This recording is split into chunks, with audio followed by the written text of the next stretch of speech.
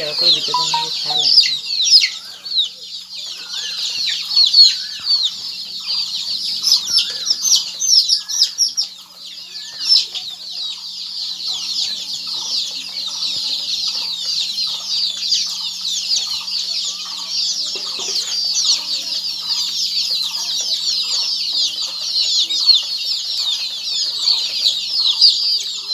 ঠান্ডা পাইছে মুরগি টুকরো বাচ্চা গেলো বড় হয়েছে না